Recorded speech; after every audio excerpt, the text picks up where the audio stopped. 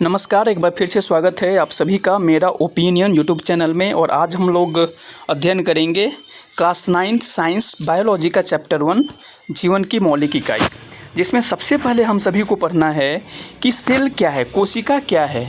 तो याद रखना है आप सभी को, बहुत क्लियरली इस बात को समझना पड़ेगा। Cell is the structural and functional unit of life, जिसको 2 नंबर में लिखा हुआ है।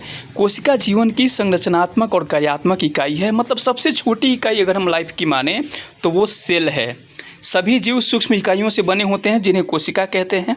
सबसे पहले 1665 में रॉबर्ट हुक ने एक पतली काट में खुद से बनाई हुई सूक्ष्मदर्शी की सहायता से कोशिका की खोज की थी। और एंटोनी वॉन ल्यूवेनहॉक ने 1674 में सबसे पहले बहुत मैग्नीफाइड सूक्ष्मदर्शी से तालाब के जल में जीवित कोशिकाओं का पता लगाया था। ये आप लोग ऑब्जेक्टिव के रूप में याद कर सकते हैं। सेल थ्योरी क्या है, कोशिका सिद्धांत क्या है? तो कोशिका सिद्धांत दिया था स्लाइडेन एंड स्वान नामक वैज्ञानिक ने। तो इस सिद्धांत को 2 जीव वैज्ञानिकों ने दिया था, नाम मैंने अभी आपके सामने जिक्र किया है। सेल सिद्धांत के या सेल थ्योरी के अनुसार जो बातें हैं उसे समझने की कोशिश करते हैं। सभी पौधे और जंतु कोशिकाओं से बने हैं और कोशिका जीवन की मूल इकाई है। This is the theory, cell theory. Virchow ने कहा था, विर्चो ने इस सिद्धांत को आगे बढ़ाया और बताया कि सभी नई कोशिकाएं पूर्ववर्ती पहले से मौजूद कोशिकाओं के विभाजन से ही बनती हैं। यह क्वेश्चन कई बार पूछा भी गया है। टाइप्स ऑफ ऑर्गेनिज्म, जीवों के प्रकार में आपको पता होना चाहिए। एक कोशिकीय जीव, बहुकोशिकीय जीव, यूनिसेलुलर और मल्टीसेलुलर होते हैं। एक ही कोशिकाओं से मतलब है ये केवल एक ही कोशिका से बने होते हैं और जीवन के सभी आवश्यक कार्य एक ही कोशिका द्वारा किए जाते हैं। उदाहरण amoeba, paramecium, Chlamydomonas and bacteria. एक बात और आपको याद रखना है कि अमीबा ही एक ऐसा यूनिसेलुलर ऑर्गेनिज्म है जिसका कोई फिक्स्ड शेप नहीं होता है। This is very most important question, ये आप सभी को याद रखना पड़ेगा। मल्टी सेलुलर ऑर्गेनिज्म की अगर हम बात करते हैं तो ये अनेक कोशिकाओं से मिलकर बने होते हैं। इनमें कार्यों का विभाजन होता है, अर्थात प्रत्येक कार्य को करने के लिए अलग प्रकार के अंग उपस्थित होंगे। उदाहरण के लिए मनुष्य, पेड़ पौधे, जंतु और कवक। स्ट्रक्चर ऑफ सेल्स की अगर हम बात करते हैं, कोशिका की संरचना, तो 3 मुख्य भाग होते हैं इसमें। प्लाज्मा मेम्ब्रेन होता है, सेल वॉल होता है और न्यूक्लियस होता है। प्लाज्मा मेम्ब्रेन क्या है? यह कोशिका की सबसे बाहरी परत है जो कोशिका के घटकों को बाहरी पर्यावरण से अलग करती है। यह सेलेक्टिवली परमिएबल होती है क्योंकि कुछ चुनिंदा पदार्थों को ही अंदर जाने देती है।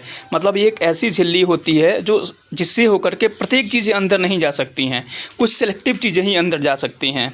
यह बना किस चीज़ का होता है? तो लिपिड और प्रोटीन का बना होता है। उसके बाद दूसरे नंबर पर ये हम लोग सेल की स्ट्रक्चर की बात कर रहे हैं। तो पहला हम लोगों ने अभी पढ़ लिया प्लाज्मा मेम्ब्रेन, दूसरा है सेल वॉल। तो यह जो है पौधों की केवल पादप कोशिकाओं में ही पाई जाती हैं सेल वॉल। यह याद रखने वाली बहुत इम्पॉर्टेंट आप सभी के लिए है। यह प्रश्न पूछा भी जाता है कि किस प्रकार की कोशिकाओं में सेल वॉल पाया जाता है, तो उत्तर होगा पादप कोशिकाओं में। यह प्लाज्मा झिल्ली के बाहर स्थित होती है, मुख्य रूप से सेलुलोज की बनी होती है जो पौधों को संरचनात्मक दृढ़ता प्रदान करता है। फिर तीसरा न्यूक्लियस, मतलब 2 हम लोग जिक्र कर चुके हैं, तीसरा की हम बात करते हैं। तो न्यूक्लियस क्या है? तो यह कोशिका का मस्तिष्क या नियंत्रण कक्ष है।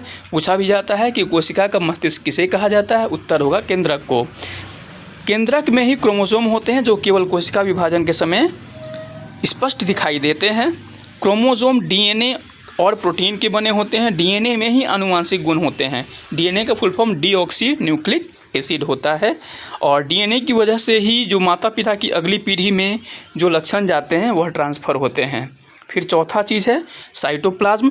तो यह प्लाज्मा झिल्ली और केंद्रक के बीच में एक जेली की तरह एकदम गाढ़ा सा पदार्थ होता है जो साइटोप्लाज्म या कोशिका द्रव्य कहलाता है।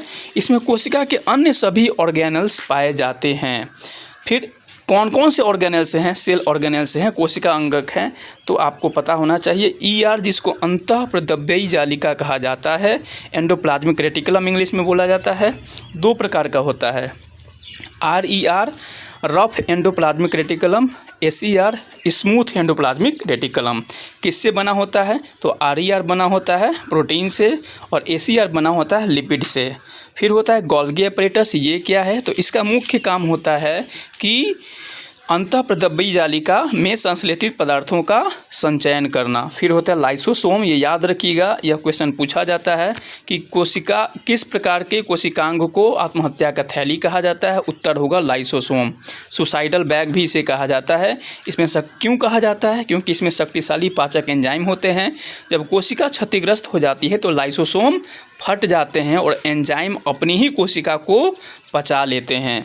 माइटोकॉन्ड्रिया, यह भी क्वेश्चन बार बार पूछा जाता है कि कोशिका का पावर हाउस किसे कहा जाता है, तो उत्तर होता है माइटोकॉन्ड्रिया। जीवन की विभिन्न रासायनिक क्रियाओं को करने के लिए एटीपी अर्थात एडिनोसिन ट्राइफॉस्फेट के रूप में ऊर्जा प्रदान करता है। इसका अपना डीएनए और राइबोसोम होता है। प्लास्टिड क्या है? याद रखिए, केवल पौधों में पाए जाते हैं और इनमें क्लोरोप्लास्ट महत्वपूर्ण होता है जिसमें कि क्लोरोफिल पाया जाता है। और फिर होता है वैक्यूल्स। ये सभी हम लोग अभी सेल ऑर्गेनेल्स की बात कर रहे हैं, कोशिकांग की बात कर रहे हैं। रसधानियाँ क्या हैं? तो ये ठोस अथवा तरल पदार्थों की संग्राहक थैलियाँ हैं। जंतु कोशिकाओं में ये छोटी होती हैं जबकि पादप कोशिकाओं में बहुत बड़ी होती हैं। फिर चर्चा करते हैं प्रोकैरियोटिक और यूकैरियोटिक कोशिका में अंतर। This is very very important question because this type of questions can be asked in your exam. निश्चित तौर पर पूछा जा सकता है। प्रोकैरियोटिक कोशिका क्या है और यूकैरियोटिक कोशिका क्या है?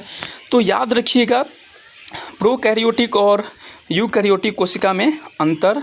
तो प्रोकैरियोटिक कोशिका का आकार प्रायः छोटा होता है 1 से 10 माइक्रोमीटर तक, और यूकैरियोटिक कोशिका आकार प्रायः बड़ा होता है।